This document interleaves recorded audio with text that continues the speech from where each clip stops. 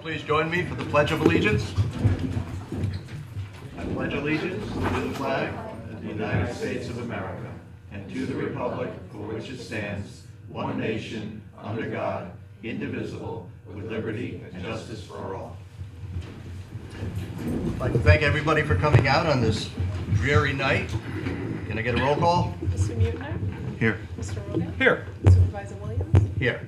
We're going to start tonight's meeting with a presentation on the Dorset Hollow water extension that's being proposed. Eric from Insight. And I apologize, I'm not even going to try to say your name because I know I'm going to just butcher it terribly. So if you would just introduce yourself to everybody and walk them through the project. Good evening. I'm Eric Schwolem of Insight Engineering, Surveying and Landscape Architecture. Eric, can you take that microphone out, please? Thanks. No singing. You don't want to hear my wonderful voice? So, here tonight to discuss the expansion of the Dorset Hollow water system. Currently, the system serves 31 residential homes. The water treatment plant is located off of Cornwall Hill Road and serves the properties on West Street. The proposed expansion is for commercial properties along Front Street and Town Hall, the building that we are currently standing in. Currently, the system is limited to producing 36,000 gallons per day. On an average day during the summer, based on water meter readings, the system generates about 16,000 gallons a day. The original report had the water treatment system designed for about 14,000 gallons per day. So summer use is a little bit above what was the system was originally designed for. With the 9 new parcels on Front Street, the the calculated demand, average daily demand, is around 12,000 gallons per day. So the system would have an average demand of about 29,000 gallons per day, a roughly 76% increase in required capacity.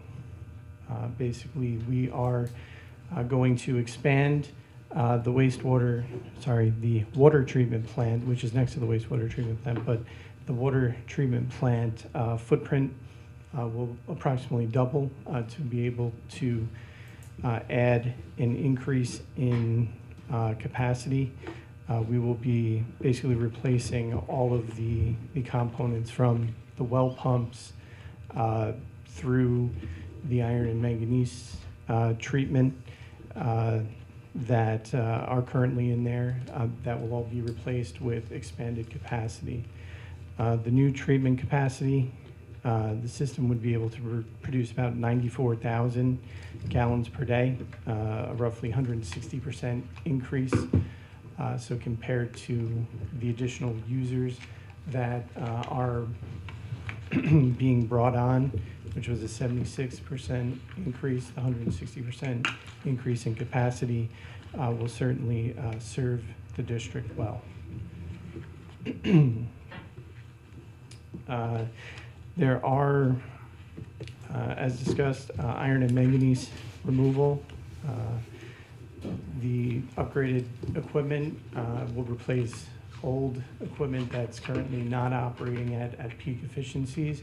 So there should be, with this, an increase in water quality. That's kind of the high points I wanted to hit on. I believe there may be some questions regarding the system that I'm happy to answer.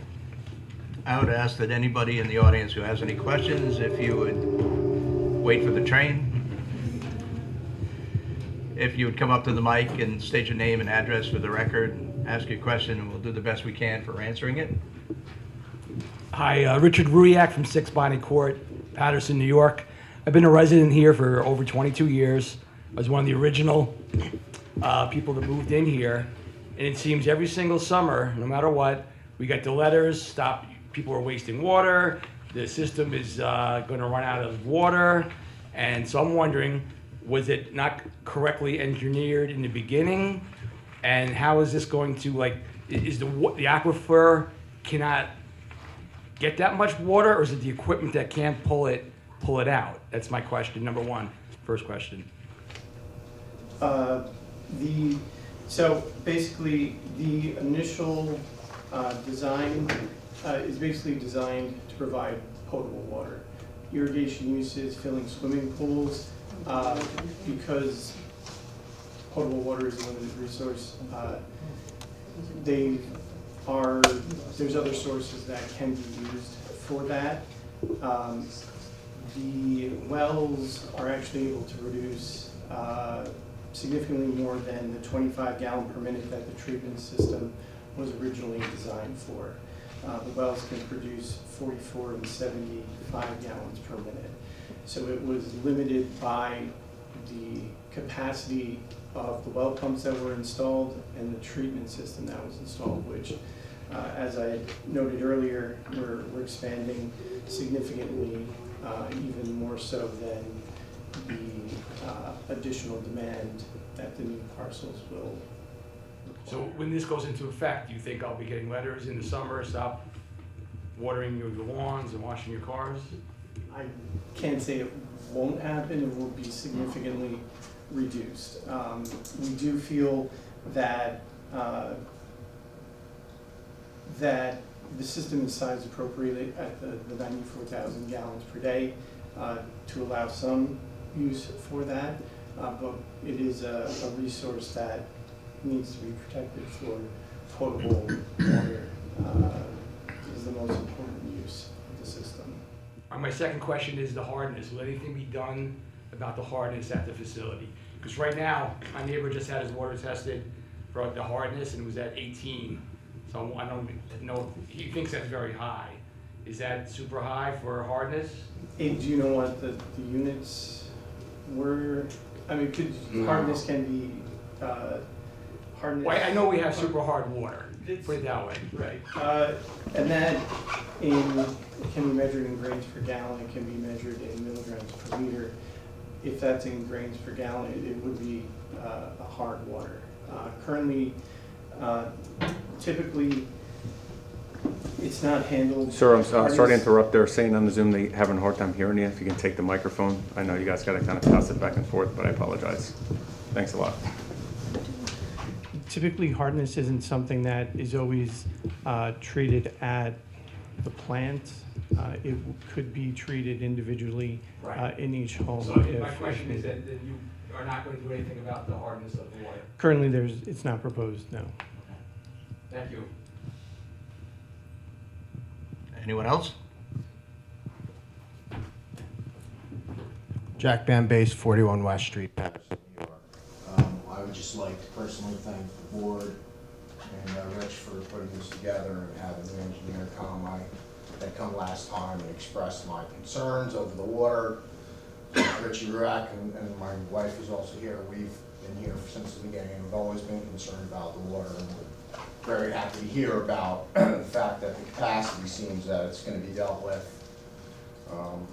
I've always known the water is hard and it's a problem. We deal with it internally, but I'm very happy about this.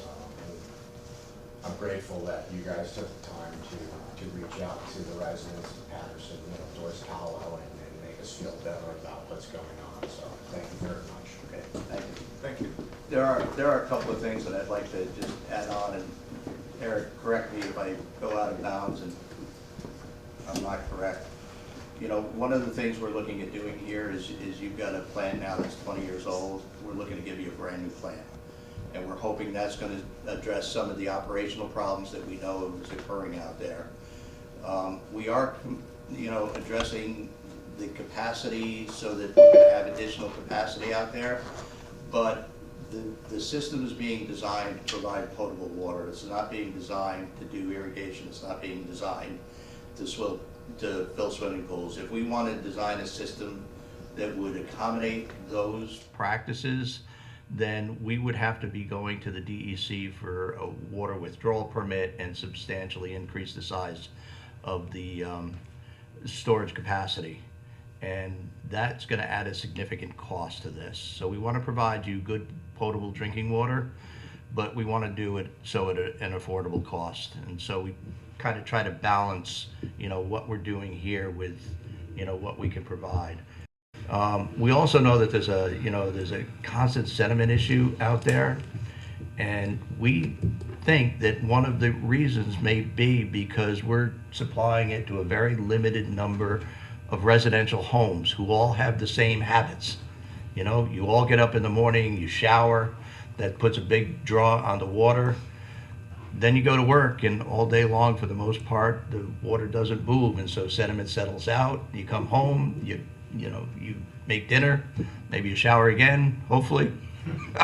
And so those practices are creating an environment where sediment is settling out. By adding the commercial component, there's going to be a bigger draw. We're hoping to draw some of that sediment out and clean the water up a little bit. We're also adding the new manganese iron treatment system, which is replacing the one now that is well past its life expectancy. That system is salt-based, so it does provide some softening qualities, though not completely. It's not a water softener. Right, there's the iron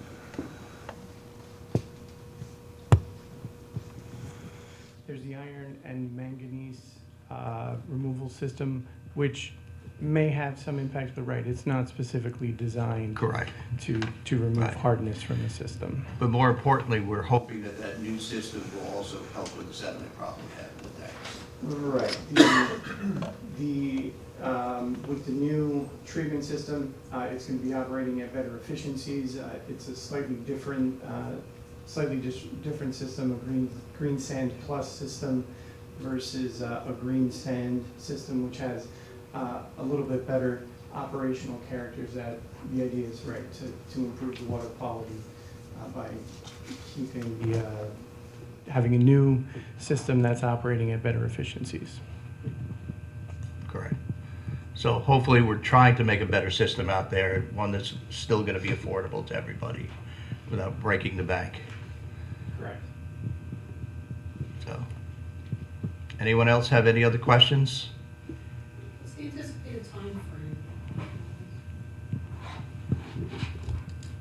I believe we're looking at trying to start construction potentially fall of this year or spring of next year. We're going through currently the permitting process with the Putnam County Department of Health and State Department of Health. We're gonna have to discuss that a little bit because I thought our time frame was a little different. We were starting a little bit quicker. And honestly, folks, I appreciate your understanding in all this because this is our one solution to getting water on Front Street with the hopes of redeveloping Front Street. And that is the one hang up right now that we have. I mean, we have this, we had all the elements that we were told we needed, including the sewer system. What we didn't have was the water, and it was never an issue. And then with changes in state regulations and everything going on, all of a sudden it became an issue. So we can't literally do anything with the vacant properties on Front Street now without providing a source of water out there. So, any other questions? All right, Eric, I'd like to thank you for coming out. Do you want to see if anybody on Zoom has any questions? Oh, I'm sorry. I always forget our Zoom audience. Does anybody joining us by Zoom have any questions for Eric tonight?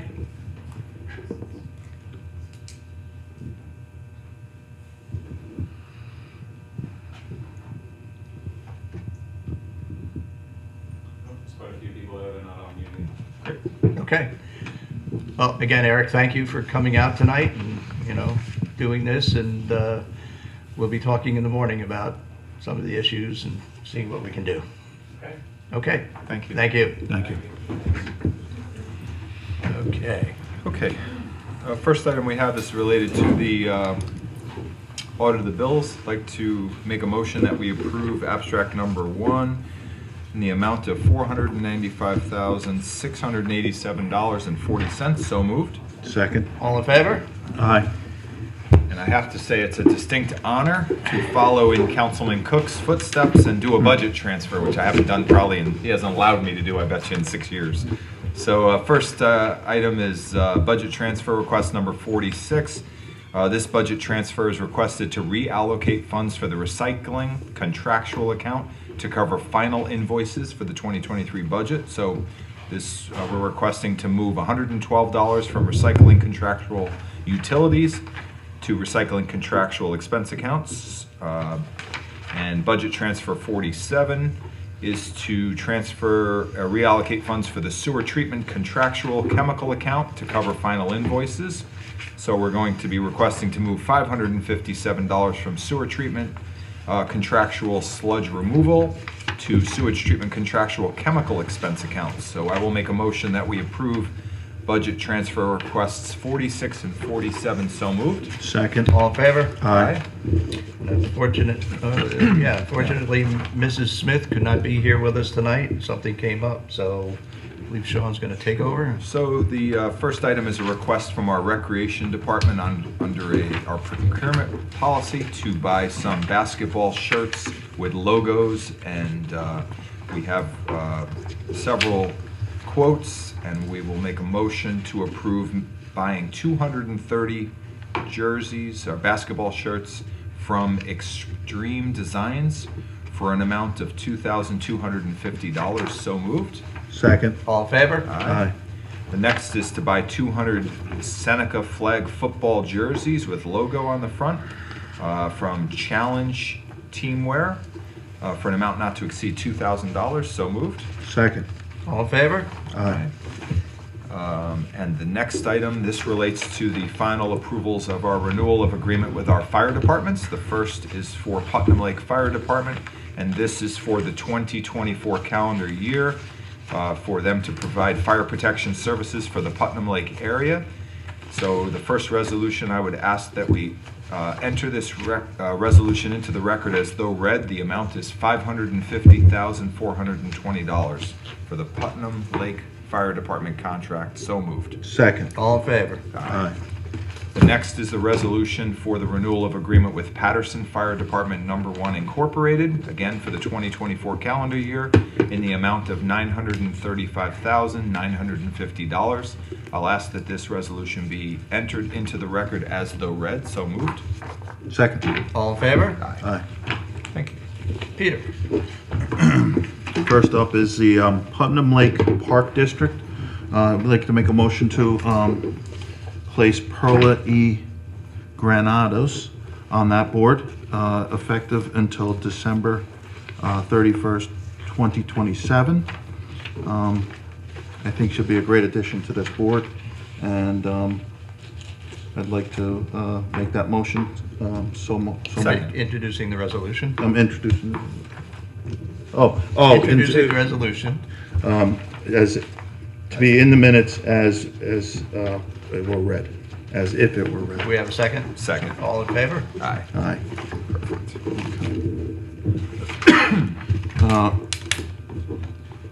I'd like to make a motion to accept the County Board of Elections wishes to use the recreational center for the presidential primary election on April 2nd, the primary election Tuesday, June 25th, and general election Tuesday, November 5th.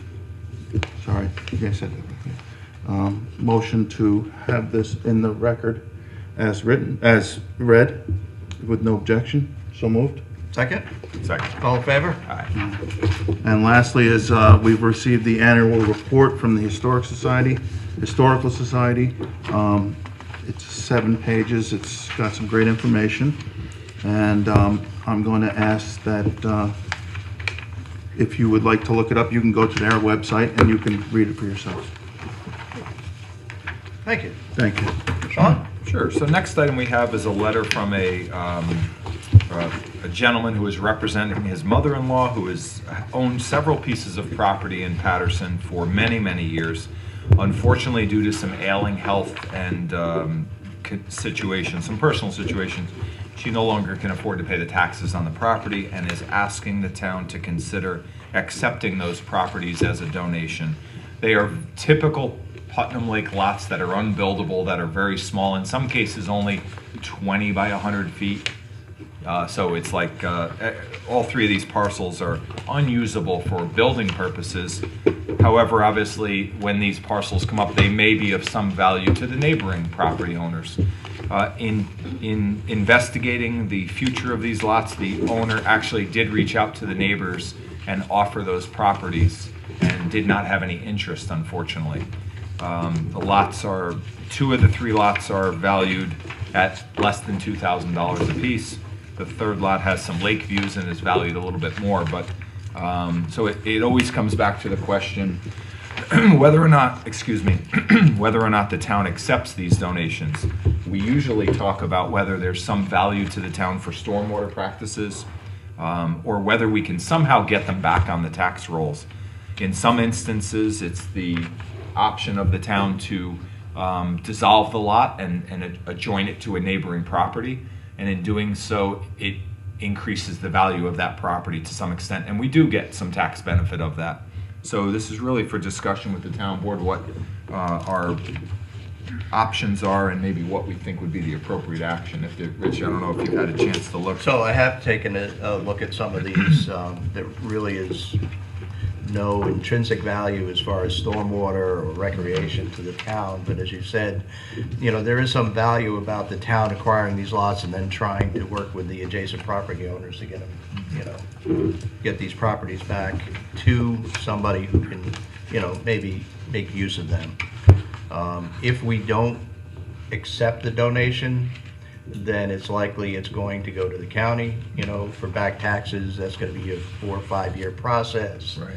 And as we've seen with a number of instances lately, when the county gets involved, it doesn't always, work out quickly. Yeah, it takes a lot of time. Long time. Yeah. So my opinion would be that we take these lots, if for nothing else, is watershed protection against, future development of the lake.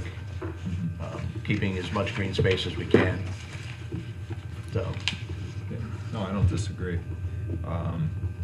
It certainly acts almost in some Opinions cases vary. as a buffer. What's that? Nothing. Oh, opinions vary. Well, in some cases it acts as a buffer, just like open space. Yes. You have an extra piece of property.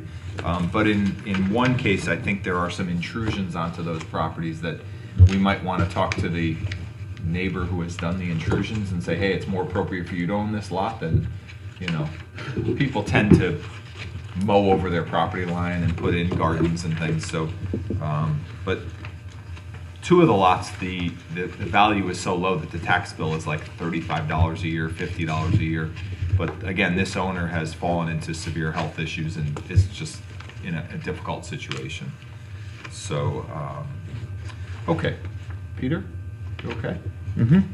All right, so then I'll make a motion that the town board move to facilitate the acceptance. I know there's work that needs to be done, so it's not this motion doesn't effectuate that, but to authorize the town supervisor to, And town attorney. and the town attorney, sorry Jamie, I would never leave you out intentionally, to work to effectuate this transfer to the town on these 3 lots as listed on the memo dated January 23rd, 2024 from the supervisors. So moved. Second. All in favor? Aye. Okay, the next item we have is for 15 Kenton Road. It relates to an ongoing drainage problem that the town has been very involved with, trying to work cooperatively with the landowner to resolve. At this point, we essentially are in the investigative stages of trying to find out what will, not only what the current conditions are, but what might be necessary to fix these problems. And we are looking for the town board to authorize the hiring of James Gagliardo to do some digging with a machine, some test pits to see the water level. So the request is for an amount not to exceed $500 to be able to dig these test pits on town property. So I'll make a motion that the town board approves that expenditure as submitted. So moved. Second. All in favor? Aye. And I just want to add that I know there's been a lot of back and forth on this, John. This is by far the wettest year any of us have seen in our lifetimes. Correct. I cannot believe the amount of water that we have gotten into the ground in the last 10 months. We have septic systems failing all over the county that would normally not fail.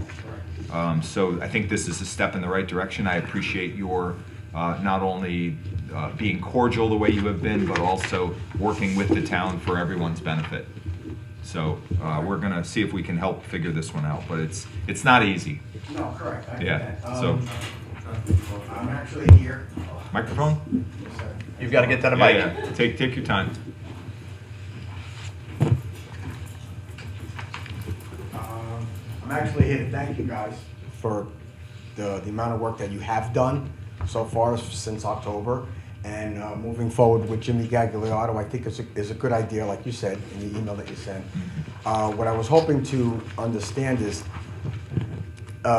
with the test holes being dug, both on my side and the town side, if the engineer does come up with a viable plan to fix or work on the curtain drain that was installed, can we still move forward with Jimmy Gagliardo and state that not having the town highway department come out, because they're kind of stretched with winter work and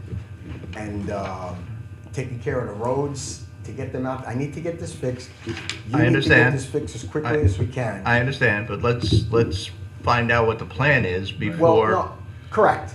Let's you know, if do it's the a test day's, holes. if it's a day's work, if it's a week's work, you know, Right, big there's gonna be different things. But, you know, we can talk about it. We can talk about it, but I would like to have this on record that our talking about it with Mr. Gagliardo, his availability might be a lot better than the highway department to correct something that needs to be corrected. So with Jimmy, me, and you, we can move forward with this quickly. I'm really in dire straits trying to get this water situation Sure. fixed. And to come in and the engineers say, we need to do this on that curtain drain, or Mr. Panzanello, you need to do this in your yard. Right. That's two separate issues, and I get that, and I understand that. But as quickly as you came up with this good idea to involve Mr. Gagliardo, who's well-equipped and qualified to do such work, if the engineer does come out next week or whatever, or whenever Jimmy's ready to dig the holes, and he comes out and he comes up with a plan and an idea, we need to move on it very, very, very quickly, Rich. I don't, you know, I Well, don't want. in fairness, John, depending on what the work is, you may need some permits from the health department on this also, so there's gonna be that, you know. I might, but if Right. it's not me Right. and it's the curtain drain, no one needs a permit. Depends. You're probably right, but I Well, if haven't that- seen all the All right, specs, I'm but, gonna- yeah. I'll leave it alone. John, enough. I have John, another day. Yeah, John. I'm with you. I'm All right. good. John, I've been here trying to help you out from the And beginning. you did and very, we're very gonna- well. You did. I and I'm can't not take going it away. from you. So we're I gonna can't do. take it from you. Yeah, Right. we're gonna do what we can, and Right. you're right, if it's a question of, and I get where you're going with this, if it's a Yes. question of highway can't be out there for 3 months and Jimmy can do it that day, then we'll have that conversation. Right. I mean, you guys came in October. Rich, The I'm sorry, can you response pull your that mic you closer? gave that situation in October, Rich, was outstanding. It was absolutely outstanding. You came in. And that you was Ed assessed- Foster, you know, just as well, and John, I just want to be clear on this, that it really was a county drainage issue, because as the county drainage is coming off of Haviland Drive, and they've got an easement for discharging, and just like the town does, we do it all the time. But the county left everybody high and dry, so we stepped up.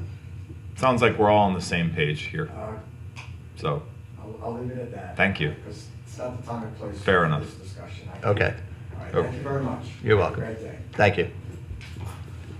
so the next item I have is relating to the town seeking to replace the town planner position. We had Miss Shannon Jenkins, which had done an excellent job for this town and had moved on to a new career path. And we are very proud of Shannon. She did, like I said, a great job. She was fabulous to work with.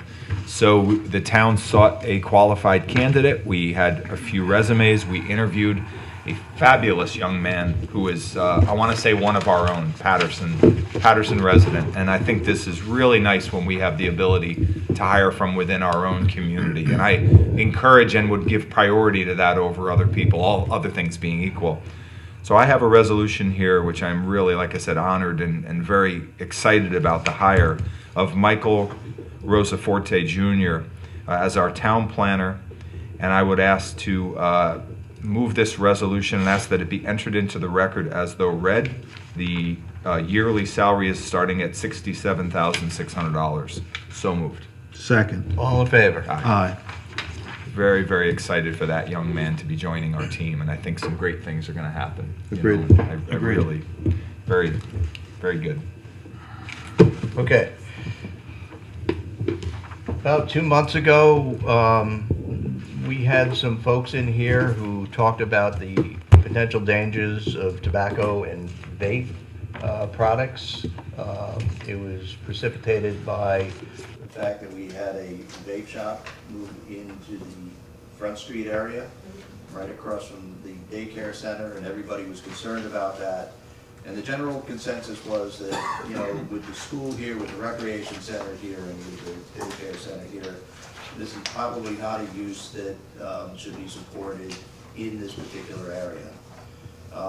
So I've drafted an amendment to our zoning code, which will address that, I hope. At the request of the town attorney, I added a definition there for vape shops, if you had a chance to take a look at that. And while she's looking at that, I just want to say that, you know, there's a number of different ways we can do that. And within this local law, I put in 3 different ways that we can address prohibiting vape shops and businesses that sell tobacco products within the hamlet. One is, you know, just to ban them from the hamlet. We can ban them based on a percentage of sales, you know, stores that, you know, say a gas station is selling some vape products or tobacco products, you know. It's But incidental to the business. Exactly. Right. Yeah. That is not my preferred method of doing things because the enforcement is very difficult to prove that. You know, or we can just simply exclude them along Front Street or along 311 from the utility lines all the way over to Route 292. So, I agree, I think what precipitated this was a tobacco business, right? Focused on this, which is much different probably in most people's mind than going to the mobile station and getting a pack of cigarettes while you're there getting gas and some other things. The outcome is the same, but it has a different feel to it, right? We're all used to the fact of having our deli, Soros Yeah. would be a great example. They sell products, sometimes things they're not supposed to sell. That's where my other hat comes in on the health department. I like what you've drafted in terms of defining an area, especially as it relates to the school, to the rec center, and to that strong message that we heard from the community that that was not an appropriate type of business for that area. So, but it comes down to whether or not you want to do it as a principal use type of business, like a tobacco shop, or the incidental sale at a place like a mobile. Even though mobile was out of this, I'm just using that as an example. Right, that's difficult. There's other, let's use also Soros another, as an well, there's example. another deli on Front Street too. Right, Do they Betsy's. sell tobacco products? They do.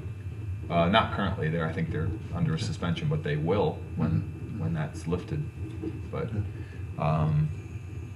so that really comes down to that question of whether you want it to be all facilities. Right. I'll vote for all. I'll be Okay. honest with you. I'll go for that. So I just want to be clear. Yeah. Right now, Soros sells tobacco products. They do. They sell vape products. Yes. Yeah, Right? they do. They would be considered a pre-existing non-conforming use of that site if this law goes forward. So they If would it be. changed ownership, would it Yeah. still? Because it goes with the Yeah, zoning goes with the land. Okay, so this So would that, be so that would be So- also true for the delicatessen that's Yeah. in town, in the hamlet. I don't know that the delicatessen Oh, yes, Yeah, yes, that's- I know which one you're talking about, I'm thinking about the one By across the the post street. office. Yeah, by the post office, that would be Yes. true of them as well, yes. So they could continue to sell. Yes.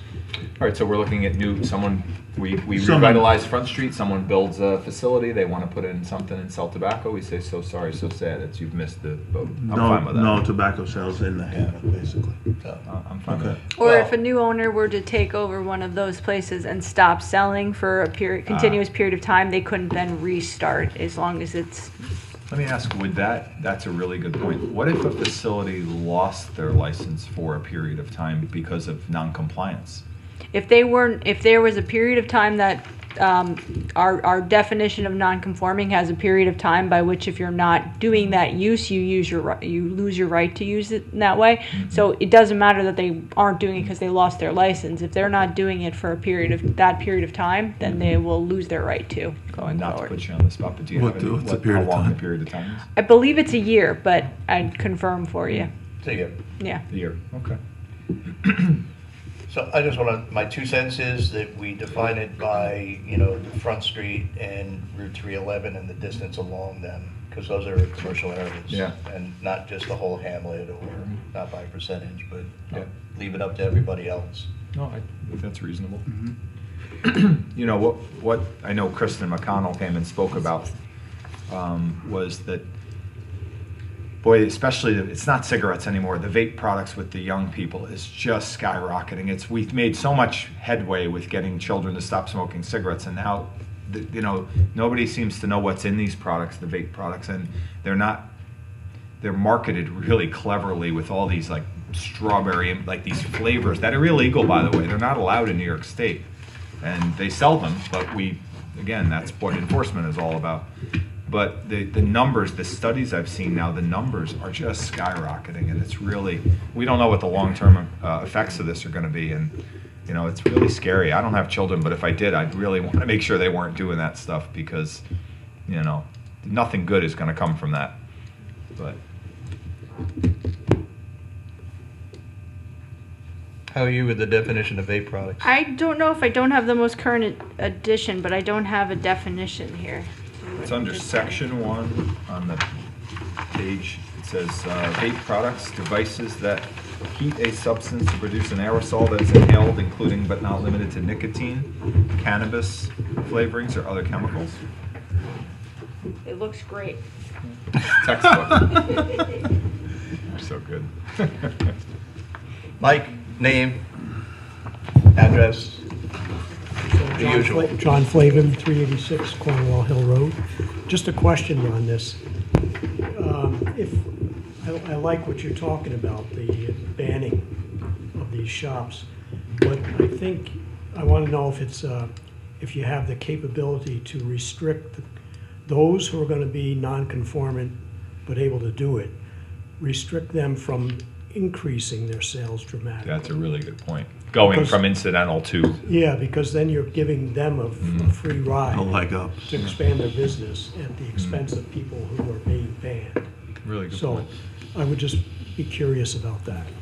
So my understanding is we could not limit the increase in sales, but if they've got a quarter of their store that they are selling tobacco and vape products from, they couldn't then convert it to 50%. Right. That would be an expansion of a non-conforming use. Okay. Right.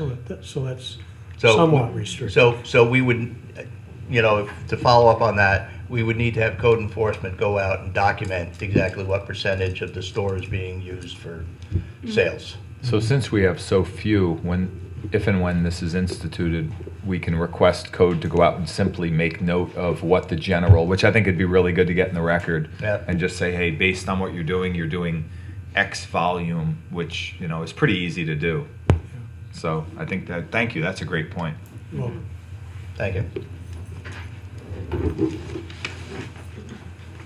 Okay, so without further discussion, I would like to introduce local introductory law I-1 of 2024 and ask that the resolution be entered into the minutes as though read. calling for a public hearing on February 28th, 2024 on the local law. So moved. Second. All in favor? Aye. Any opposed? All right. Now for the really fun stuff. So, for the public and for my fellow board members, this year, after butting heads with many, many stormwater coalitions around the state, the New York State Department of Environmental Conservation finally implemented a new MS4 permit, which became effective January 3rd. We are going to have a great deal of struggling with this new permit. To start with, we have to make a decision, and I don't think there's any real decision to be made, but the new permit requires us to file a brand-new notice of intent to seek coverage under the general permit by February 17th, and we have to do it electronically. And filing that permit then obligates us to meet all the requirements of the permit, and the new requirements in the permit are absolutely staggering. We have to write a brand-new stormwater management plan, which addresses all the requirements. And in that plan, if we're not going to do something because it's not applicable to the town, we have to provide justification for why we're not going to do it. We have to have written staffing plans, organizational charts. We have to redo all our GIS mapping. We have to include now interconnections, areas of concern, nurseries, lawn care facilities, and various land cover types. We have to come up with a new way to track construction sites. And we have to add all sorts of new data elements. And the biggest issue with this permit is the amount of documentation that we have to provide on all this. We need to literally document every little thing. And when we're doing inspections, we have to use the DEC forms, which are considerable. And we have to document that we've used the DEC forms every time we do it. We have to provide training to all our staff. We have to identify focus areas and all the target audiences within the focus areas, and provide an educational message twice a year to each of the audiences, target audiences, in each of the focus areas. We have to develop, where are we? We have to implement a monitoring and sampling program at all stormwater outfalls and high priority municipal sites. So if we go out, we do an inspection on every one of our outfalls, and I think there's like close to 1,000 outfalls we have, and we see something a little funky, we literally have to sample for various potential pollutants to ensure that there isn't a problem, and document all that. We need to develop specific stormwater pollution prevention plans for the highway department and the sanitation department. We need to require 2 construction site inspections every week, regardless of precipitation, regardless of whether we're in a drought, for all single-family homes under construction and any residential subdivisions. We need to conduct 2 inspections of all our catch basins and manholes, once in the spring and once in the late fall. And we are going to have to install a vehicle washing system to wash municipal vehicles which collect waste or wash water in a recycling system or dispose it in a septic system. And as you know, we're not going to do that. No. This permit is going to cost the town roughly about $400,000 a year, and a little over $2 million over the term of the 5-year term of the permit. Everybody is upset. I've been having meetings frequently with my fellow supervisors. We have reached out to our elected officials who I'm still waiting to hear back from them to schedule a meeting. I did so as president of the East of Hudson Watershed Corporation because, you know, our corporation represents 19 municipalities in Westchester, Putnam, and Dutchess. And it's not just us. We've heard from stormwater coalitions across the state who are just beside themselves about what this permit means. And they've tied no funding to it. There's not like they're offering to pay for all this. No. They are willing to, they do have a grant opportunity coming up for purchase of catch vac trucks, but that's about it. They are not suggesting there's going to be any funding for this program other than that right now. Does the DEC have, DEC has properties in Patterson, don't they? Sure they do. Does our assessor have any ability to? No, they're not taxable. They voluntarily pay tax, Yeah. but no, they're not actually taxable entities. Yeah. The intent obviously is a good intent. It's an overzealous approach to trying to do a really good thing, and there's no money tied to it, which is a classic unfunded mandate. It doesn't get any worse than this, and it leaves the town. I mean, what percentage of our budget is 400? I mean, So we're talking probably about a 5 to 6% increase in our taxes yeah. to the budget. They're doing it this year, knowing that all the towns have already adopted their budget. There's Yeah. no funding in their budget for it this year, which means we're going to have to play catch up. It's just unbelievable what they've done. And again, you know, they've given us a very short time frame to actually agree to all the conditions. If we don't, we need to file their individual stormwater pollution prevention plan, which they are not going to approve unless we've already included all the elements which they said we have to include. It's very difficult. It certainly doesn't speak to home rule, does it? Oh, It doesn't not at all. allow the locals to decide what's best for our community. And- You already do so much in this town. Year after year, we hear about how Patterson is ahead and has credits for doing more than many municipalities for stormwater protection. For it's disgusting. And so the public understands, you know, how this all fits in. This is on top of a mandate we got Right. last year that we have to go out on all our water districts. And the initial mandate is for us to dig up every line to prove that every line is not a lead line. Right. We're currently submitting plans to say, well, let's just dig up a percentage to prove it out, and nobody has gotten an approval yet. And this is on top of Ridiculous. the new PFOA, PFOS standards, which fortunately in Patterson, we are well below the PFOA, PFOS Now, but not if, standards. not if the EPA has their way. They're going to lower things. I think we're still going to be in good shape, but you get into the town of Carmel, and Yeah. almost all their water treatment plants now have to be upgraded That's right. to deal with the PFOA, PFOSs. They are currently getting ready to issue standards for wastewater discharge for PFOAs, PFOSs, which we may not meet. And that's going to be a problem for the hamlet. So, we are trying to push back. As I said, we're reaching out to our elected officials. I personally, with my fellow supervisors, am strongly advocating, you know, to file a lawsuit to try to overturn this. I don't think that's going to happen.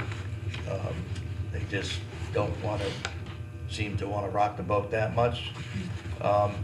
But in lieu of any other course, I think we need to file that NOI. And what I'd like to do is make a motion tonight to authorize the supervisor to file the NOA seeking coverage under the permit absent any other course of action.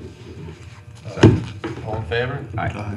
Any opposed? Regrettably. Sorry for the doom and gloom, Well, but thank you for that detailed update. we though, live in Rich. New York State. All right.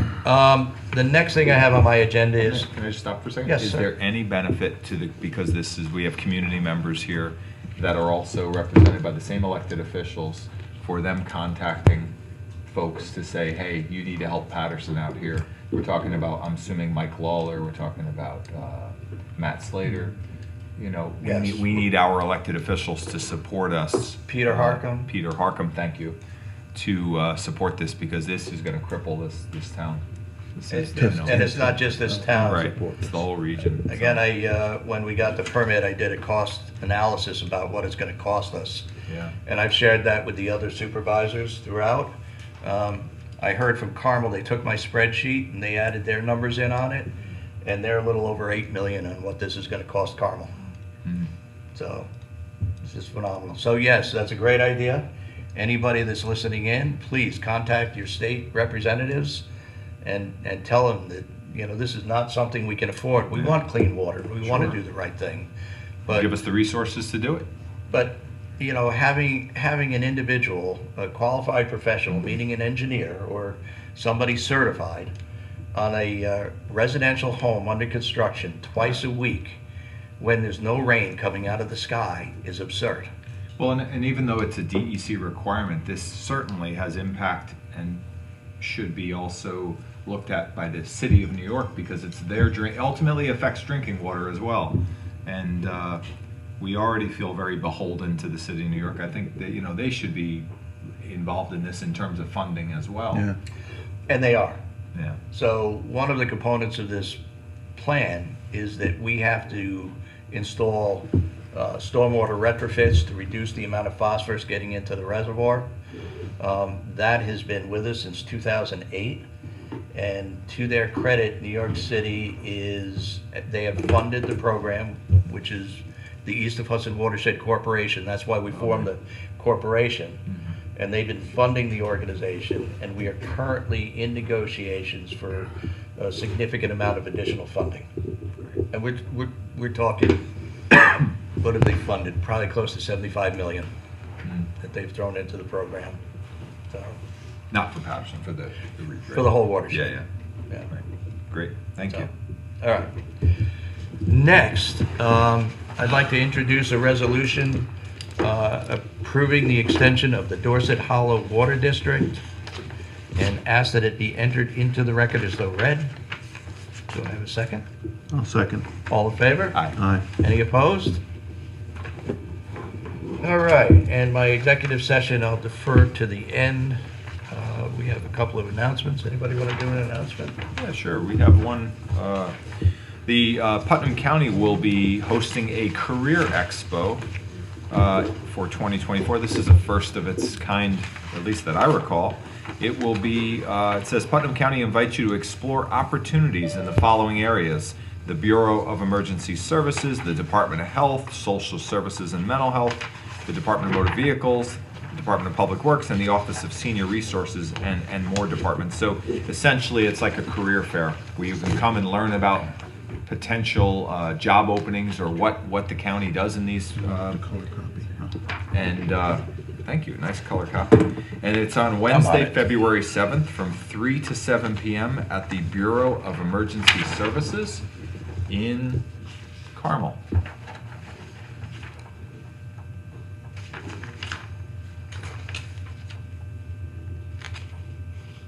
Thank you. It should be an interesting event. I will probably be there. All right. Putnam County Health Department, in association with the American Lung Association, You Can Quit Smoking, We Can Help, Freedom from Smoking Group Quit Program. First class starts Monday, February 12th from 6 p.m. to 7:30 p.m. Open to the public over 18 years old.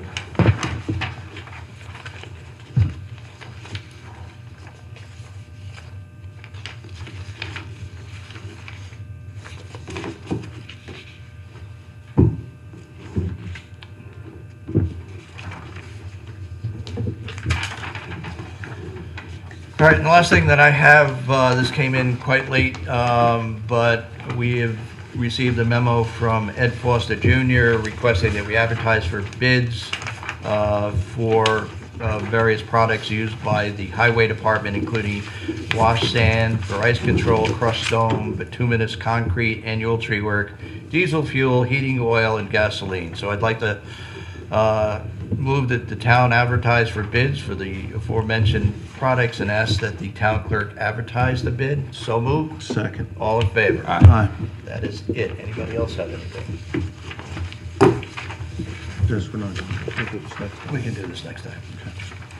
All right, I will open it up to the public here with us. If any member of the public has anything they wish to address to the board, if you would step up, state your name and address, and make your comments. All right. Hi, I'm Denise Sopramola from the Patterson Library Board. I'm a trustee on it to share a few things that we have offering. On Saturday, February 3rd at 1 p.m., we have the America's Greatest Idea, the U.S. National Park System, and we have Richard Benfield, who's drawing on his years of teaching about the national parks and World Heritage Sites, and is going to tell you the whole story about the national parks. Come on down, just register on the Patterson Library website. Denise, what was the date again? I forgot. That is Saturday, February 3rd at 1 February p.m. 3rd. That sounds wonderful. And then we have a Celtic duo concert on Thursday, March 7th at 6:30 to celebrate St. Patrick's Day with a great Celtic duo, Dan Ringrose and Jean Freeman. So again, Thursday, March 7th at 6:30 p.m. Again, please register at the Patterson Library website. Third, I have History of the Yankees, a baseball celebration on Thursday, March 21st at 6:30. And join award-winning sports writer Martin Gitlin, and he's going to talk all about the Yankees. And then a few other things I just have to say is about our Medicare plans. We have this wonderful woman, Maggie Flynn, who will be there on Tuesday, March 5th at 1 p.m. to help residents with their Medicare plans, Medicaid, and veteran recipients. And you can just come on down for that one. I don't think you have to, you could register, but I'm not sure if you have to register for that one. But she'll also be there for drop-in help starting in February. So you can check our calendar for the dates, and then you can just come down, and if there's any other questions that you have, you can make a private appointment with her. Thank you. And that's it. Thank you. Thank you. Any other member of the public joining us tonight wish to make any comments? All right, we'll turn to any member of our audience joining us by Zoom. If you have any comments or questions, if you would unmute, state your name and address for the record.